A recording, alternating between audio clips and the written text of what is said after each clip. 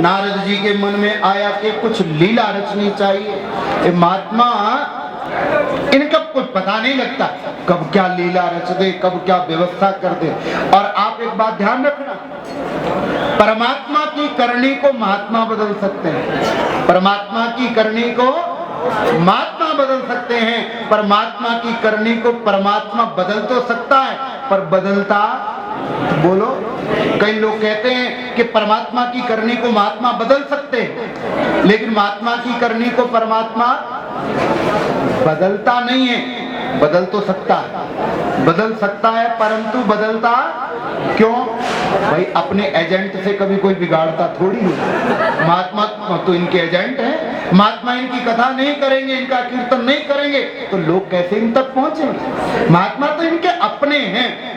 ऐसे तो आप लोग भी अपने हैं, आप लोग भी बेगाने नहीं हैं। अपने नहीं होते तो यहाँ थोड़ी बैठे होते, बाहर घूम रहे होते, गंगा जी के किनारे पे गोलगप्पे खा रहे होते। आप इनके अपने हो, आप इनके, अरे बोलो ना, हम भी इनके अपने और आप भी, लेकिन हम जरा ज्यादा नजदीक वाले। आपने गन्ना देखा कभी? गन्ना, गन्ने नू की कहते पंजाबी च? कमाद।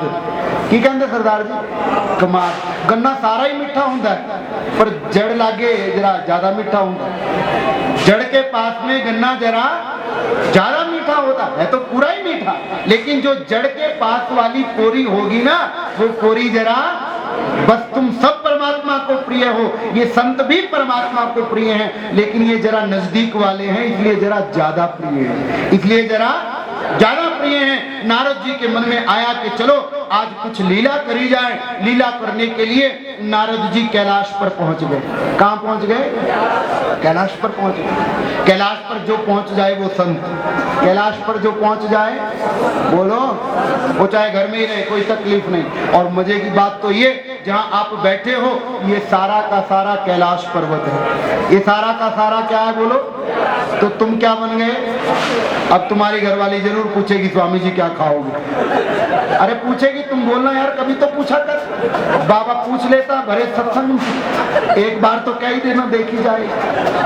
महाराज नारद जी पहुंचे कैलाश पर, पार्वती जी विराजमान थी। नारद जी के मन में आया कि कुछ किया जाए।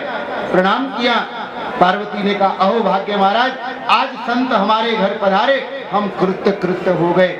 जे घर साध न सेविय, हर की पूजा नाए, ते घर मरघट सारी के भूत बसे तिनमाए। गुरु ग्रंथ साहब में जिक्र करते हैं महाराज नौवें बादशाह के, जिनके घरों में संत नहीं आते, जे घर साध न सेविय, हर की पूजा नाए, ते घर मरघट सारी के भूत बसे तिनमाए। जिन घरों में कभी संत महापुरुष नहीं आते, उन घरों में भूतों का निवास हो जाता है। उन घरों में, बोलो ना, आप कहोगे महाराज दिखते तो नहीं भूत, तो दिखते लाल टी शर्ट पहन के अमरनाथ भी आ जाते कभी कभी। शंकर भगवान की, वो समझ गए समझने वाले।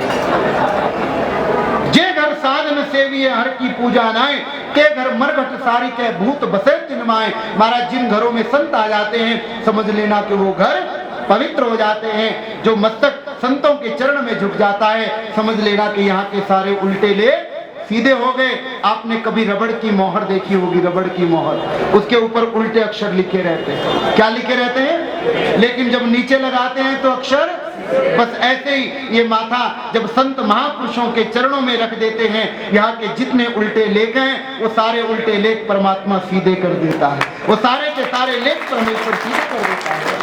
संत पहुंचे, पार्वती जी ने प्रणाम किया, आइए गुरुदेव कैसे आना हो? नारद जी ने कहा, एक बात बताओ, आज वो बूढ़े बैल वाले शंकर जी नजर नहीं आ रहे?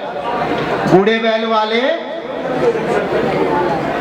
हाँ वो बूढ़े बैल वाले बाबा जी कहीं नजर नहीं आ रहे। पार्वती जी ने कहा वो कहीं गए होंगे सत्संग में, कथा कीर्तन में गए होंगे। जहाँ भी कथा कीर्तन उनको पता लग जाए हो रही है तो फिर सारा काम धाम छोड़ के कहाँ पहुंच जाते हैं। इसका मतलब यहाँ भी, बोलो ना, आ गए होंगे कि नहीं? अब जिसकी किस्मत अच्छी होगी उसको मिल जाएंगे, नहीं तो फिर बैठे रहो हाथ जोड़ के। बोले शंकर भगवान।